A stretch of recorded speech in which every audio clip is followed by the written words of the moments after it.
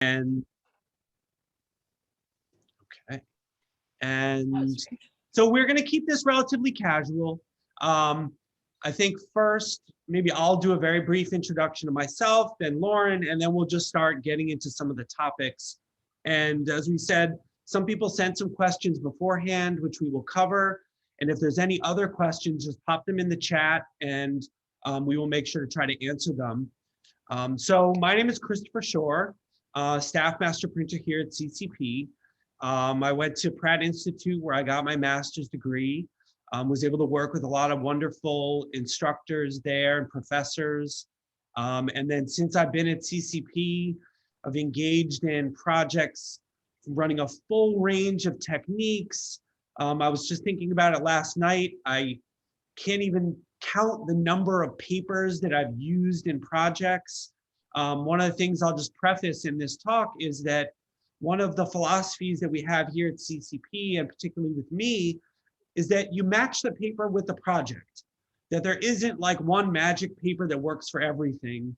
And what that, it adds some complication in that you're learning new papers all the time, but it's what really keeps it creative, that you're not having everything produced on the same paper, the same whiteness, everything is sort of matched to the project. So that's sort of where I've come to learn a lot about the different papers, a lot of the Eastern papers and the Western papers particularly. So let me turn it over, let Lauren introduce herself and talk about Paper Connection, and then we'll jump in. So. Thank you, Chris. Hi, everybody. I see people I know, like Chika, Dorothy. Nice to see you guys. My name is Lauren Pearlman, and I also have a Japanese last name, Sugita. You probably saw that on one of the posts. I've started Paper Connection in 1995 after working for a Japanese trading company that had a paper store. So I did work in a paper store back in the late 80s and early 90s. And so I've been doing this quite a long time. Lived in Japan before that and have had a relationship with Japan since the early 80s. So it's been almost 4 decades now. So that's really my other life. And I came to Japan at first. I did not go to art school. I went to school for anthropology and linguistics. And I really went to Japan to teach and also to learn about the culture. Through the culture, before Japan, I was already in love with paper, but through living there, I became enamored with paper because there's such a vast paper culture in Japan. And that became sort of my focus for the next 20, 30 years. So now it's an obsession almost. For me, the paper world is really an extension of the folk craft world or the artisan world, and how paper is made is so important to my life and what I do every day at Paper Connection. It's not just about what you do with the paper, but maybe how you get to the sheet to begin with. How do you get from the raw fiber to the sheet? So, but through this selling paper, of course, I learned from all of you, all the printmakers and painters and illustrators and all the different uses of paper, how paper's used and which papers work better for what technique. And not that I'm doing them, but I'm learning from all of you. That's how I've learned, just like Chris said. The more you're exposed to somebody's project, then that becomes, a huge amount of information for the next person who asks the same sort of questions. So that's where I'm coming from. I'm coming from Providence, and I'll just do offer a land acknowledgement. Providence, Rhode Island is in the nation of the Narragansett tribe. So I'm coming to you from the Narragansett people's land. I wanted to point that out. So that's what I do. Every day we not only just wrap and ship and sell paper, but we're we're also doing consultations with artists in a little different way than maybe Chris is, because he's actually doing the hands-on um, printing, but we're consulting with everybody, everyone from people who do conservation all the way to people who are making earrings or whatever they're going to do, sculpture, interior design, lighting. So that we kind of do a little bit of everything here. We try to keep everybody happy, but we stick mostly to Eastern papers. And I'll show you some as we go along, because we're going to ask questions that are related to that. But it doesn't mean that I don't love Western papers. It's just I ran out of space, number one. And also, because I live part-time in the East, it just made sense to bring not just the paper, but the whole culture behind the paper with me into this business. So I'm from the West, so I'm not interested in the West as much as I'm interested in the East. Thank you. Thank you for having me, by the way. Yeah, we're so Finally. happy. So I think the first thing that we're going to talk about is sort of the fibers themselves. Really quickly talking about the Western tradition. And I know this will come up in the Eastern tradition. There's a lot of misnomers around the way we talk about paper. We talk about rag paper. Interestingly, the term rag paper comes from the idea that paper was originally sort of a recycled product, that sort of it was already made into a fabric or something. So it was already like spun and woven, and then it's been torn apart in order to make the paper, to make the pulp that the paper comes from. Nowadays, a lot of paper is made from cotton. There's also for the Western papers, a lot of it's cotton, linen, sort of traditional things that clothing would be made of. Maybe Lauren can talk about a little bit about the origin. Obviously, paper originated in the East. I think the research In I did China. around 100 AD. I think when I had done some research around 150, it was very prevalent in China. The paper sort of after about 50 years, it sort of got everywhere once that technology happened. And then as it traveled, actually it traveled east and ended up in Europe, they started creating paper from the materials they had. Before that, everything was made from like animal hide and sort of things that were already found. Then they started like grinding stuff up and making actual paper. Italy is one of the origination places of where paper really was produced. Thanking people like Marco Polo and the trade routes and all the trading that went on there. Paper continued to grow and evolve in France and Northern Europe and Italy.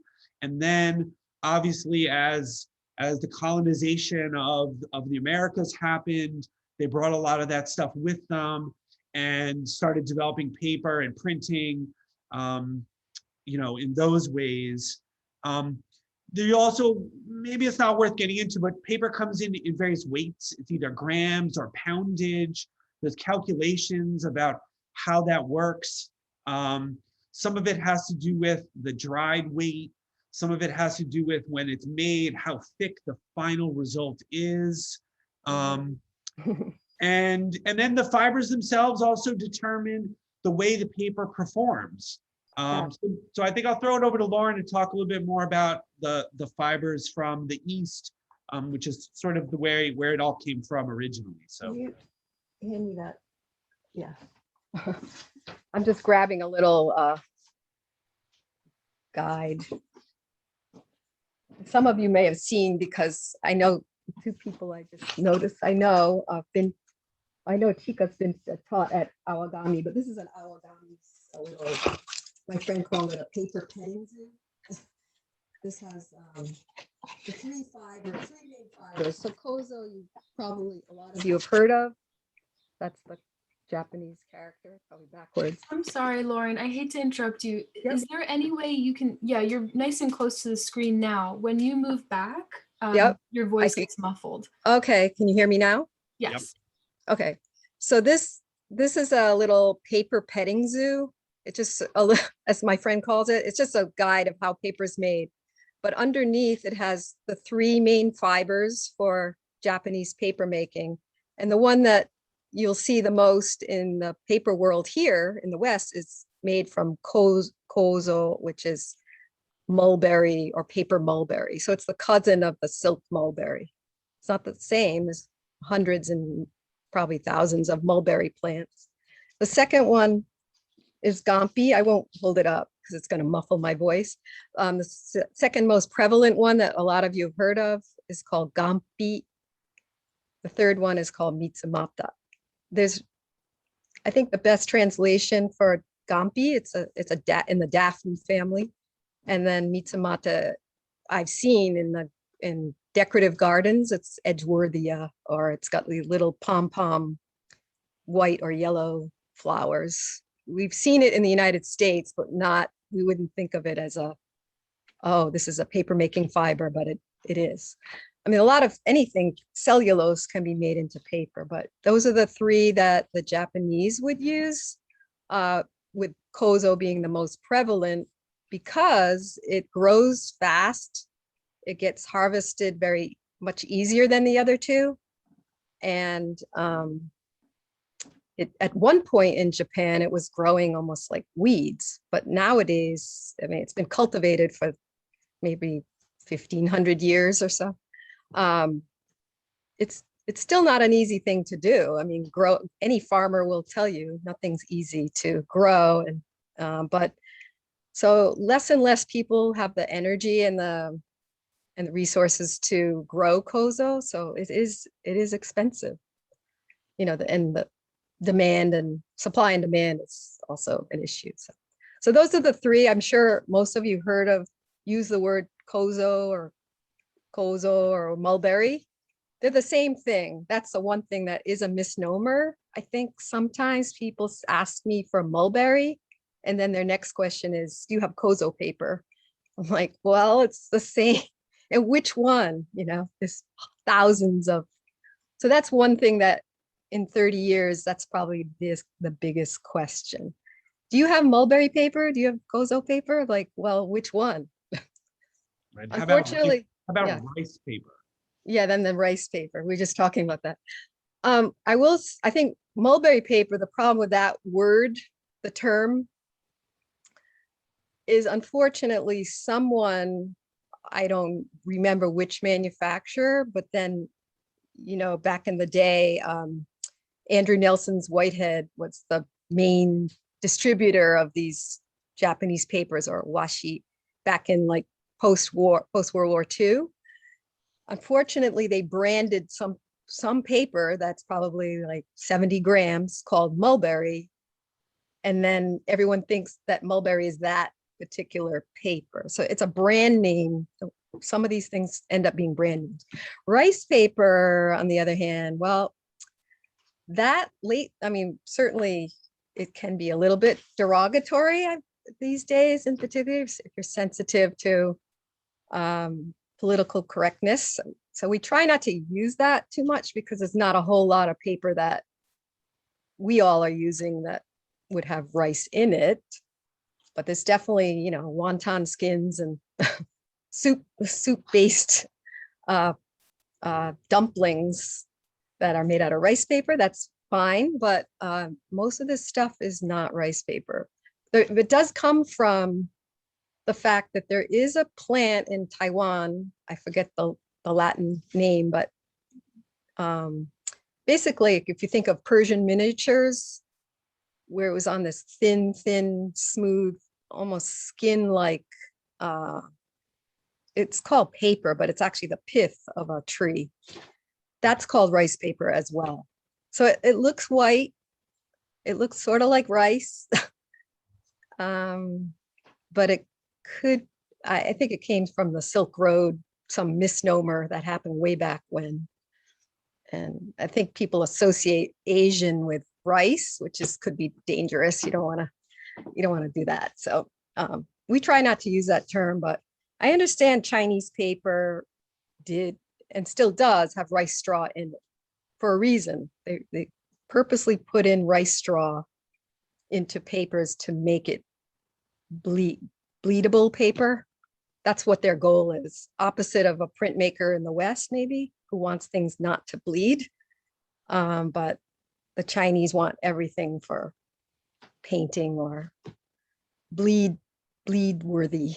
That's kind of how I look at the Chinese view of paper. That's my opinion. But Lauren, someone asked, is masa a fiber? that's a great question. We were just talking about this because it's, again, a big misnomer, and masa is one of those. Masa actually is just the size of this paper. Masa bang, it comes from the size. But again, someone branded something in the United States that is a particular paper with a smooth surface on it. That's masa. It's usually white, has a smooth side. No, masa's just referring technically to the size of the paper, which is like 21.5 by, I don't know, 20 by, less than 20 by 19 or something like that. But the masa, as we know it in the United States, is definitely something because it's been branded that way. It's a white, smooth, inexpensive, and usually not made out of anything interesting. Ours is made out of probably 100% pulp because it's $1. How could it be? How could it be made out of, Kozo's pretty expensive. Right. Do you want to touch on how the mulberry is processed in order to make the paper, which would explain the Ooh, that's a good one. Sure. I have great pictures, but I'm not going to move my camera because then you won't hear me. But if you ever come here, and you're all welcome, just let me know when you're coming. We have really beautiful museum from the paper museum in Tokyo, actually, photographs here, large photographs of the process. Yes, in the case of Kozo, as I just said, it takes about a year to get the young shoots to come out from the root ball, if you will. And the whole tree is not taken, just the young shoots are cut, and then they're softened or steamed, so the outer bark comes off a little easier, like you would steam a vegetable. And then the actual inner bark, the inside good stuff, the whiter stuff, gets boiled in like a calcium carbonate to soften it and break it down a little bit. It gets beaten to a pulp. You've heard that expression. And then, yeah, in the old days it was like this. These days there's all kinds of this sort of a mechanized version of a human beating. And then there's Hollander beaters, which are invented in Europe, right? That's more for rag when you're really trying to break down. But the Japanese definitely use Hollander beaters. There is another kind of beater in Japan called a naginata, which is less chopping. The Hollander beater is actually like really cutting down because you're trying to cut woven rag, right? Whereas it cuts a little bit too much if you ask the experts in Japan, like the real traditionalists. Hollander beater would be too much breaking down. So that's what beating to a pulp. Beating the paper to a pulp is probably the key to the whole story, because when you're beating it and you're like dousing it with water, it's in water, very wet stuff. You're actually hydrating the molecules right then and there. You're opening up the little fibrils and water's getting in there. And they're starting to know that they're going to become paper. It almost like it has a mind of its own. So that's like kind of the key, is beating well and beating long enough, but don't beat too long because you don't want to tear anything. But, like if you're a printmaker, you don't want like long strands of, you might want that look, but certain prints don't call for that. you want to get rid of all the little pieces and bark. So there's definitely many process. It's called chiritori. You take out all those little specks with the tweezers, and that's the least fun part for me. And the last part, of course, is taking this, it looks like mashed potatoes. You take a pound or so and put it in a vat of water. And in these days, we add chemically made formation aid. That's what we say in English, formation aid. But you can easily use the viscous juice from okra. That's what we would use like to teach a class here. But in Japan, you'd use the root of a certain hibiscus plant called tororo aoi. And that viscous goo, let's say, is also a very important key to making a good sheet of thin paper.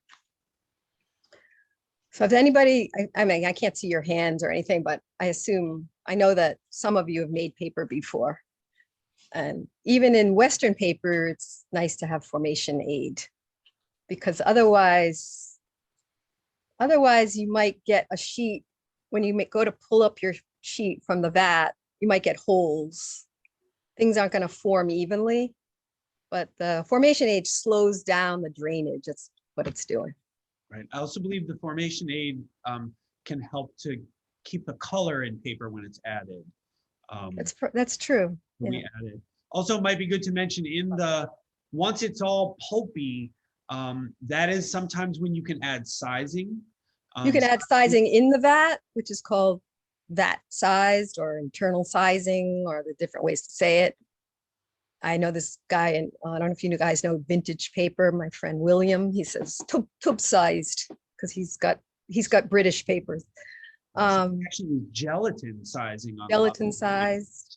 That's like exterior usually, but yeah, sizing is a huge subject that, I haven't done a lot of it, but it's really important in the printmaking world, I think. But yeah, a lot of the Asian papers or Eastern papers don't come sized.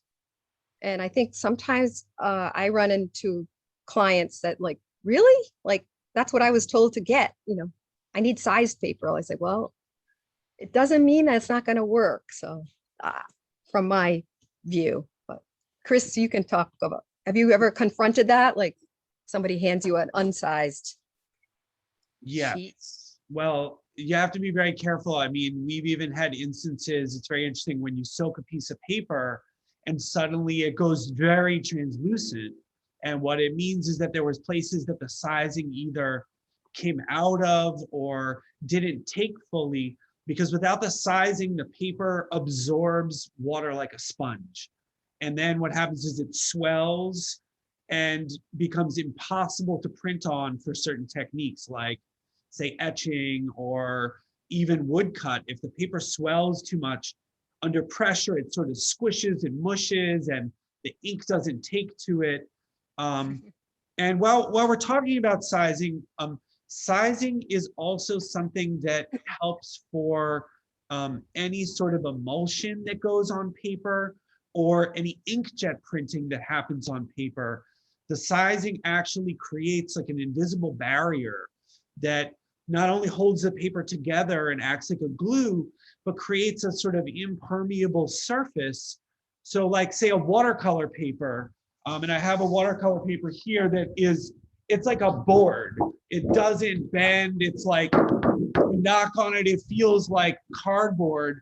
And that's because there's a tremendous amount of sizing in here, which allows it when you apply watercolor, it sits right on the surface. It doesn't get absorbed in. And this was a question that came up earlier about inkjet printing. A paper that is incredibly absorbent with no sizing, when the inkjet gets on there, which is basically a sprayed droplet, it just absorbs into the paper, and the inkjet, I've seen inkjet just literally like dissipate and disappear. A paper like a Reeves BFK, when you inkjet print on it, it fades away as that ink absorbs into the paper. Where there's some Asian papers, some papers that have no sizing in them at all, but because of the nature of the fibers, Right. are not absorbent at all. And the inkjet literally sits right on the surface of that paper and looks incredibly vibrant. So there is a little bit of this kind of confusion about you need sizing sometimes, but some papers sort of naturally have sizing built into them. Right. I don't know if you wanted to mention about the inkjet compatibility of certain. Well, let me, before that, just mention Gampi paper made with Gampi fiber, Gampi paper, which Chris, you printed on the Usio Gampi, very thinnest one that we stock anyway. And that has no sizing on it at all. I mean, I'm sure it's tricky to print because it's extremely thin. But once you get it to print, it's like a dream, right? It's like someone said, the Stradivarius of printmaking. This Intaglio guy in Wisconsin, Larry Wheelo, he did an interview with us, and he said, "This is the Stradivarius of printmaking." Like once you go Gampi, you can't go back to whatever you were using. And I have. Can you just show me that piece of Gampi? I have like an inexpensive one here. Yep. I'll take it. It's like tissue paper. Yeah, this is like, this is 13 grams, a little. And it has a sound. It has a crackle. That's kind of how you know it's probably made out of Gampi or Mitsumata. Mitsumata has a sound. But it's stronger than it looks. Much, much stronger than it looks. And I think Chris can attest to that. Yeah, we did very big printing with an artist, Christine, who I think is here. And that paper, even when it's wet, while it can be very delicate to handle, it's incredibly strong and durable and doesn't like tear apart quite so much. Which is, it's sort of magical. It's almost like a miracle that it doesn't tear. I was once at a printmaking conference, Southern Graphics. I'm sure a lot of you know of it, in Boston, and I was next to a booth that maybe it was Takash selling a press, and they had a litho press right there, a stone litho press. I said, "Do you want to just throw in this piece of thin Gampi?" And they're like, "It's gonna rip." I said, "Well, it's my risk to go for it, you know." And I have now a litho on that Gampi. You know, it never rips. It looks like it will, though. I mean, this one is a little less fancy one than the one Christine is using, but it's pretty amazing stuff. But speaking of that, like, we have tried our darndest to get this to do inkjet. We want this so badly to work with inkjet, and it's hard to get through an inkjet, but it does work. You have to almost have a carrier sheet behind it. So it's not the perfect paper for inkjet, but it will do amazing things if you can get it to go through. But papers without that are not made out of Gampi, that are inkjet compatible, I would say are coated or sized with something on the surface. So masa paper, even though they don't call it an inkjet paper, the masa paper that we all know with a smooth surface is smooth enough to get it to print on at least the smooth side with a wet technique, which would be inkjet's very wet, you know, like you said, it's a spray. And we have actually down at RISD photography department uses that same $1 a sheet masa paper for cyanotypes and those types of very wet processes. So it doesn't necessarily, we don't want to say sized, but I say coated or what's the other word? Like calendared, very calendared on one side. Sometimes I know that printmakers can sort of calendar or burnish one side by just putting it blank through the press with no ink, right? Yes. Like pushing down the fibers so they're dense and less pores going on. Yeah. But less absorption. Sometimes we'll run them through a press between plexiglass in order to really flatten out the paper and get it rock smooth. Sometimes one side goes down and the blanket goes on top. And so you end up with a rough side and a smooth side. But most of the time when we calendar paper, it has more to do with making it so that it won't stretch additionally under pressure with a plate. Sometimes multi-plate printing is where you run into the biggest issues in terms of paper stretching and growing, which also brings up the idea of the grain of a paper. Most paper fibers align themselves in the mold and decal, and the fibers align so that there's a grain to the paper. And usually the paper will grow parallel to the grain. So if the grains are lined up vertically, they will grow this way. They won't grow up and down so much, but the paper will stretch. Stretch a lot, yeah. So sometimes when you buy Western papers, it'll say long grain, short grain, which has to do with whether the fibers align along the length of the paper or along the width. And for certain things like bookmaking, intaglio printing, even lithography printing, where there's a tremendous amount of pressure, you need to minimize the stretch, or you can have misregistration about multiple levels of printing, which I think also... We should talk about grain, yeah. Yeah, and grain, I thought one of the things to talk about with grain is how the papers are formed.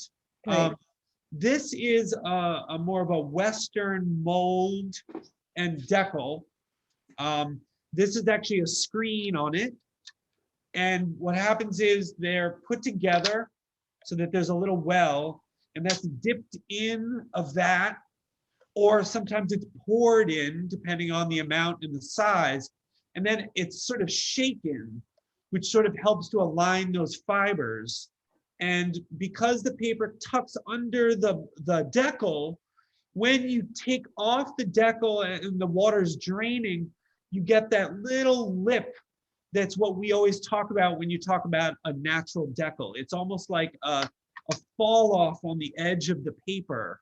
Machine-made papers, on the other hand, often will have what looks like a decal on two sides, but because it's made on a long sort of drum, you'll get cuts on the long ends, which make it not have a full decal edge. Now, this is a screen, so that the surface of the paper really takes on the characteristics of the screen that it's made on. Now, another kind of paper is called laid paper. And I'm not sure how well you'll be able to see, but this mold is actually made of hundreds of brass rods that are then tied together through some brass thread. I don't know how well you can see it in the Zoom, doing it really close. And so what this does is when this is used for making paper, you will actually get the lines of the metal in the surface of the paper, leading to what's called laid lines, which is often on book paper. So when you hold it up to the light, you'll actually see these parallel lines, which also happens in Eastern papers as well. But in many of the Eastern papers, they're using a different kind of box decal. This one actually has a hinge on it. And inside, instead of those metal bars, there's actually like a traditional mat. And if you use this side of the mat, you'll get those very pronounced laid lines. And then this one actually also has a screen mounted on it. So if you use this side, you will get a less pronounced laid texture. And as this one, the threads, oh yeah, you have a little baby one. The threads will create additional lines as well. So then this sort of determines some of the texture and some of the internal characteristics of the paper itself.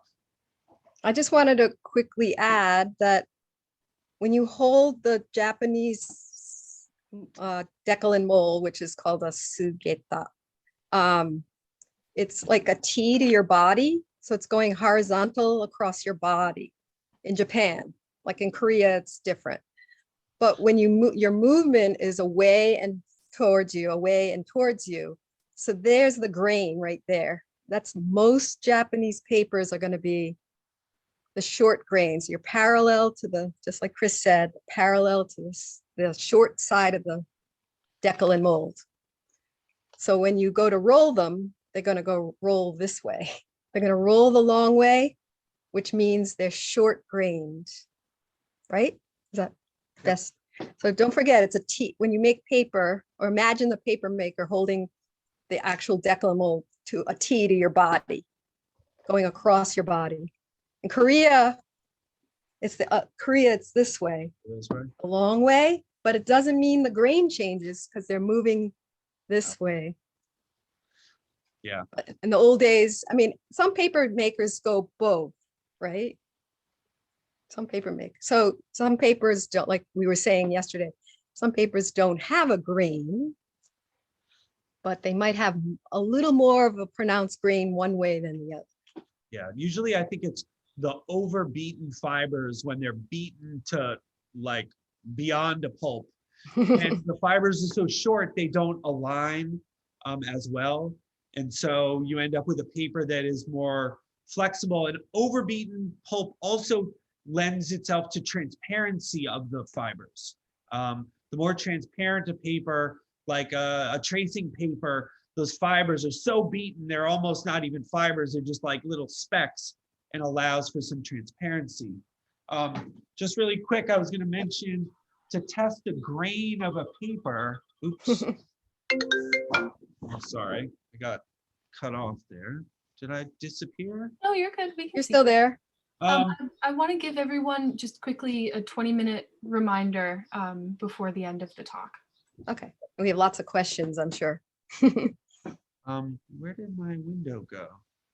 We can see you. Okay, so when you check paper, what you can do is you fold it in both sort of directions, and what you'll feel is more resistance one way versus another way. And where you feel more resistance, so this paper has much more resistance when I fold it this direction than when I go this way. So that makes me believe that the fibers on this paper are aligned the long way on this. This is actually a Reeves VFK, which is a very soft paper. Sometimes when they add the sizing, like in this watercolor paper, you really can't feel any real difference because the glue is really holding it together. But that gentle tension one way versus another will tell you which way the grain goes. The time that it also becomes a real factor is when you're making a book and you want the paper to fold, but not open up on itself once it's folded. And so warp. One direction, it will fold and lay flat.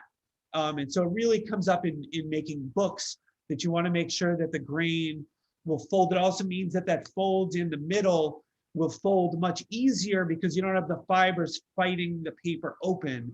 They sort of naturally want to fold on that grain. Grain is important. So we do have a few questions. Maybe we could just talk quick. I can direct you guys to talk about cyanotype papers, or maybe even more broadly, like emulsion based, not just inkjet, but like thick emulsions, photographic emulsions. What are the best types of paper to use for that? I also have my own personal question. If you could outline the differences between hot press, cold press, and how Eastern papers fit into that. I'll give that to Chris. All right, I'll start. Arches platine is like the Rolls Royce of paper for cyanotype. It's a sized paper. It's not actually something we carry. I think they're about $10 a sheet. It's very smooth and it has sizing in it. And often for cyanotype stuff, you often will add additional sizing.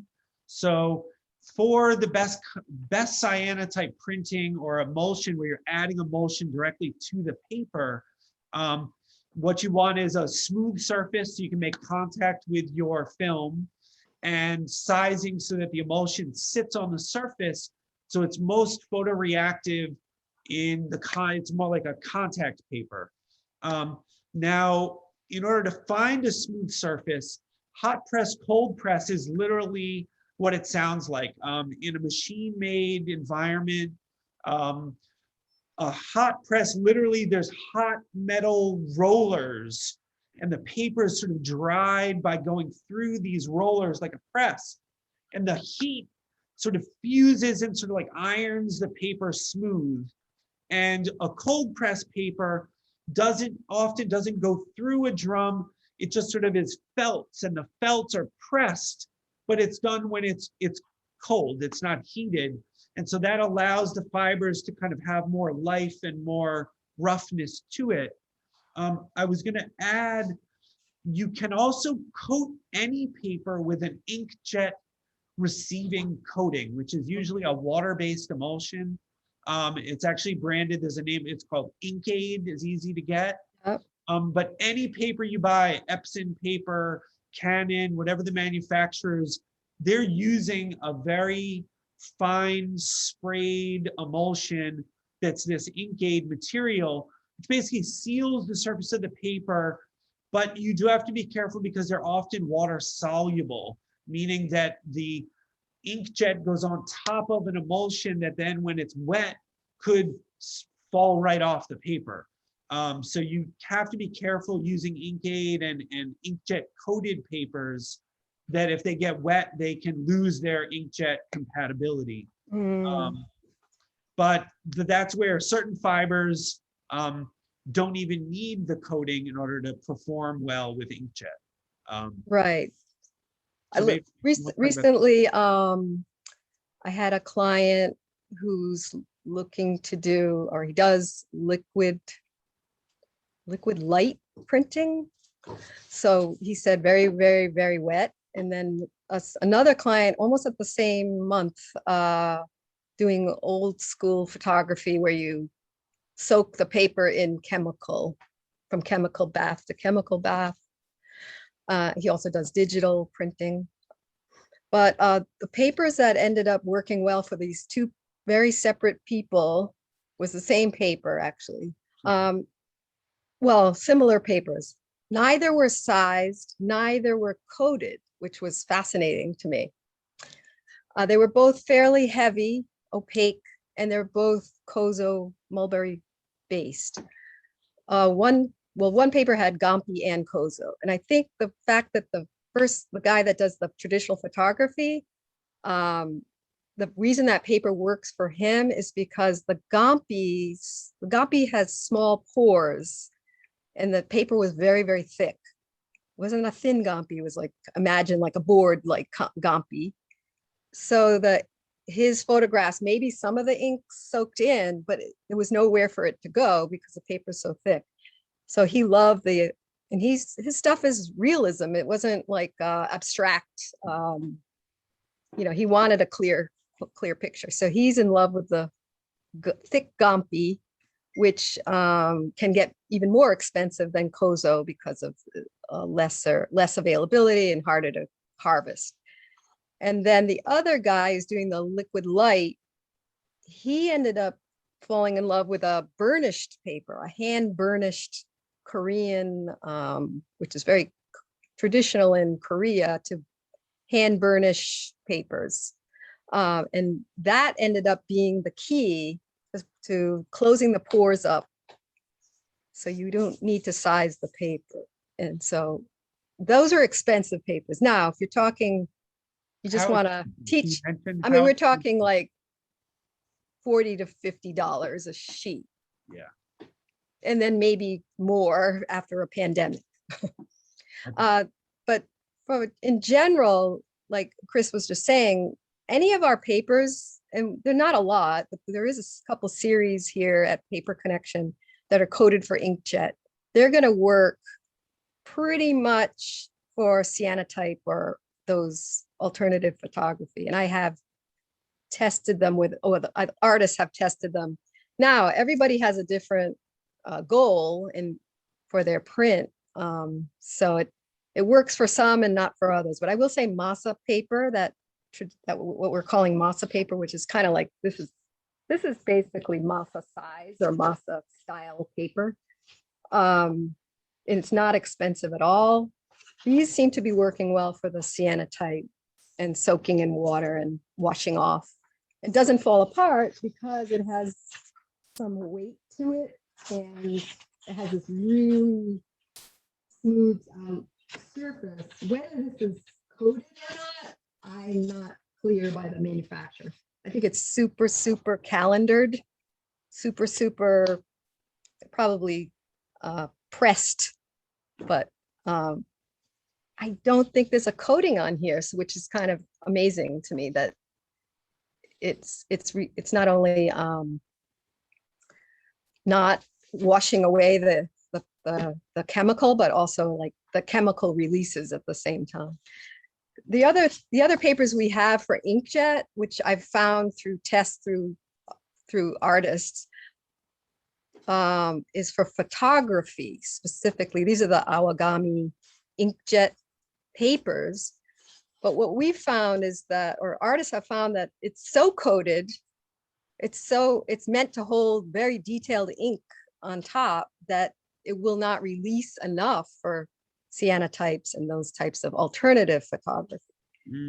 So it's almost overkill for that, but you could use the back and then you'll probably be fine. So we do carry a bunch of Awagami inkjet, and they're mostly, what we stock is bamboo based. So this was a photographer, I don't know if I have it upside down, but this is a bamboo digital print on bamboo Awagami inkjet paper and then mounted onto wood. But you could, it's very clear because it holds so much ink on the top. We have all kinds of like samples of that here too. Right, they're almost sealed like glass, and then it just sits right on the surface. So you have this wonderful like warmth of a bamboo, semi-handmade. It's not truly handmade, but yet you still get a nice photograph. So it's so different than looking at a photograph on Canon or Epson papers, which have brighteners, different types of optic brighteners already put into the papers. This is probably, I'm sure it has bleach because bamboo doesn't come out white like this, but I don't know. It's a kind of a secret formula that every paper maker is not going to tell you exactly what they put on their paper, but definitely there's sizing you can do your own, but and we have a recipe of wheat paste sizing on our website, but we're not like, we don't do that every day. So do you make size, Chris? No, not too often. I know when we did a cyanotype class, they used some arrowroot sizing to seal some papers, but we tend to, the papers that we tend to use, we buy them either size, most of them have some sizing in them. I thought it was a little side note I was going to mention. It's very interesting when you're making Western papers, they will put felts between them in the production in order to squeeze out the water. And if those papers were stacked, they would actually fuse to each other. Where when I've seen Eastern papers made, when they take them out of the mold and decal, they layer them on top of each other with nothing between them. Kind of magic. After they're pressed, they separate out into separate sheets, which is also some sort of magic in the way that the fibers work, that they don't need all this extra material. But it's just amazing how these fibers perform so differently. Yeah, I think it's a testament to the technique, which is different than what we would do in the West. So the key is that formation aid. It definitely gives you enough time to make this plane really happen. So you don't have to put a piece of felt. Now, it doesn't mean that I make paper. I put a felt because I'm not that good. But yeah, and I'm not like spending the time to press overnight. I'm just literally standing on a board and standing on the paper. But yeah, it is the magic, but the reason that magic happens is that formation aid and the slowing of the drainage gives that time for the chemistry to happen this way. So strong that it will be its own thing without, I mean, if you're a bad paper maker, yeah, it does happen. Or if you press too long or too much pressure, too fast, when it it all dries. it could stick together. It happens. We have about 5 more minutes left, so maybe, I don't know if this is a good time to look at the questions that were put into Yeah, the. let's do it. Yeah. I'm gonna go just chronologically. What would your suggestions be for photo emulsion prints? I know you talked about that a little bit, but was there any other suggestions to that? No, I think as I said, I think, any paper can be treated with some sizing, and some of it may also become a personal choice. I was smooth helps contact. I actually thought I could double up. There was another question about coarse versus smooth paper. With a photo emulsion paper, you need to make a contact frame to make the contact of the film in the paper. Now, one of the magics of inkjet printing is because it's sprayed, if it was a smooth paper or a rough paper, it's going to take the spray the same, but the physical surface after it's printed will look a little bit different, whether it's smooth and continuous or has these sort of undulations in the surface of the paper. Some photographs can handle this extra texture. Some photographers really need it to be smooth in order, say you're doing beautiful skin tones.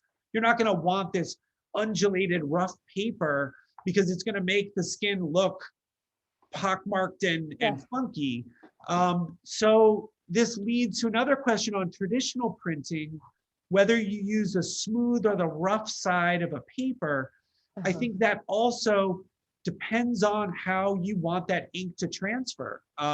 If you want to use a fibrous paper that has all this texture, like say a cherry or a paper that's got lots of fibers in it, it's going to naturally sort of disrupt the surface and give you a different quality, where you may choose to use a paper that is very smooth, so you get a very clean transfer. So these are all factors in the final product. I don't know if Lauren, if you have a take on the smooth side versus the rough side of paper, what's correct? Well, there is no, it's subjective for straight up printmaking. If you would definitely get a different result. But I always say that the front side is traditionally the smooth side. If you want your ink to sit on top. So if you're using, if you're doing photo emulsion or wet, those types of wet processes, we just said this, but smooth surface, coated, super calendared, or burnished.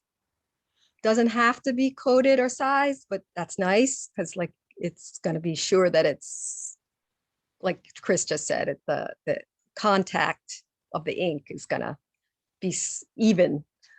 But burnished, it turns out, which is like kind of the old way of pressing down the fibers, is amazing. Like that's what I'm finding out as I bring in more burnished things. And I learned how to burnish too, but that's a lot of work, but it's kind of fun. Yeah, English papers are sometimes burnished, and it's hand burnished, which adds a lot of cost because someone's sitting there burnishing. Right, they cost a lot. They definitely cost a lot. This is just a small sheet, which we would call in Japan shiki board. Like they're very thick, kind of Western weight. You can hear the board. They're called boards, actually. So this artist, who's actually my neighbor, he did this, and he was like disappointed because of the ink breaking up. Because this is actually a little bit textured. but I thought this was great. So this is very subjective. And this has no sizing, no coating. It happens to be thick. So he didn't like the breakup of the brush, the stroke. But I thought this is exactly what I would want, you know.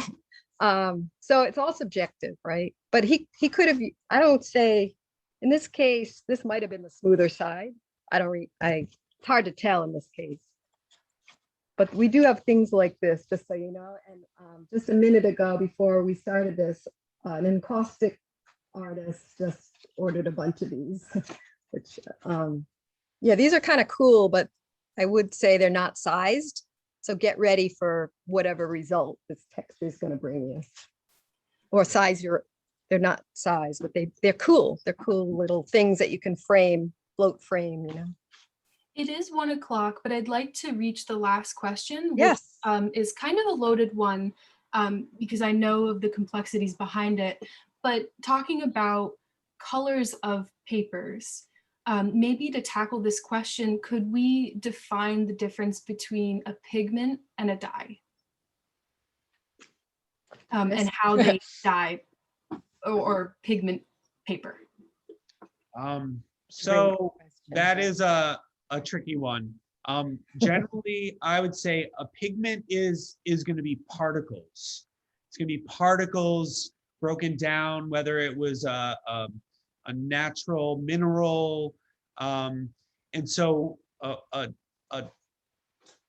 color is actually like mixing into the pulp itself and coating, where a dye actually like penetrates. Dyes are generally like more chemically oriented and sort of like embed into the surface of the fibers and give a color.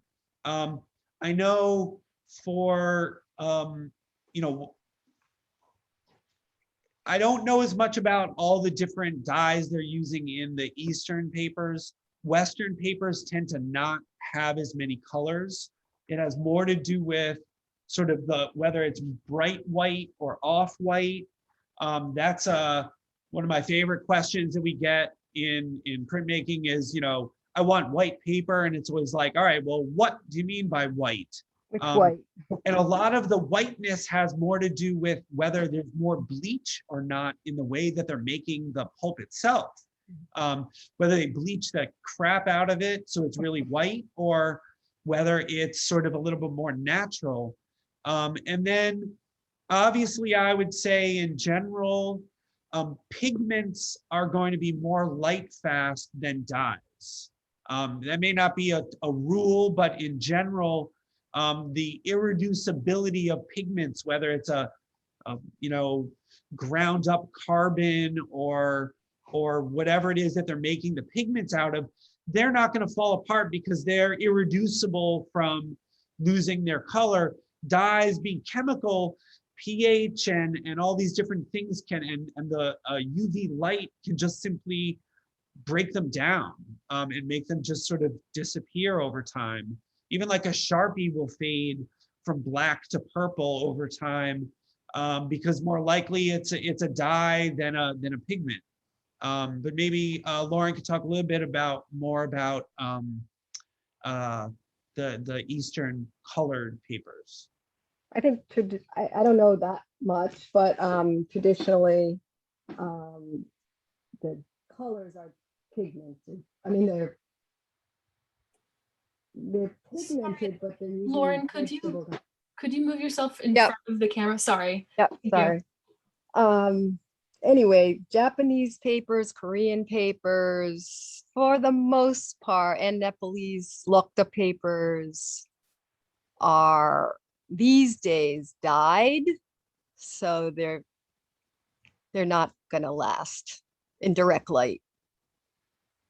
So, but yeah, if you dye with like something like persimmon juice, you could get darker paper when it's oxidized, but and that's a natural dye, I suppose. But yeah, then there's vat dyed versus applying the color after, just like sizing, vat size versus exterior. But I think these days Even if the color is put into the vat, it's still not a permanent color.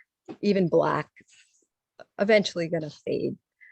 The silkscreen inks used in Japanese paper for those really fancy, complicated patterns, however, is oil color. And it really does not fade. And that's just on the surface. So those aren't dyes, but they're just ink, really strong oil-based inks.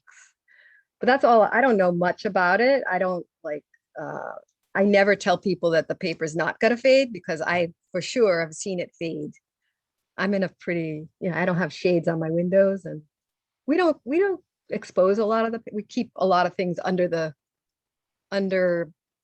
cover on purpose for fading. Even a fluorescent light will fade some papers. I mean, there are sprays. A lot of people use UV fixative sprays and clear coats that are sometimes matte, which will help to deflect some of the light from causing them to fade a little bit quicker. But something we didn't really talk about, but it's a very significant thing, is that everything we've talked about today is about paper. Paper is very fragile. And whether it's going to last 1,000 years or 10 days has a lot to do with how you store it, how much you keep it out of light, how careful you are. It's always important to keep works on paper out of direct sunlight, off of exterior walls that have a lot of heating and cooling throughout the day and throughout the year. All of that stuff will could cause mold, it could cause bleaching, it can cause the fibers to just sort of if things are acidic. A lot of old papers and framing, they used acidic backing boards. Right. That will bleach, not bleach, it'll stain the paper, and they sort of change colors. But it's tape and glue. No, don't put tape and glue near your paper. Yeah. I mean, that's why when you go to very exhibitions of say like scroll paintings or something, it's very low light because they're trying to preserve these things. I remember, it's not paper, but there was a kimono at the Metropolitan Museum of Art. I think they brought it out.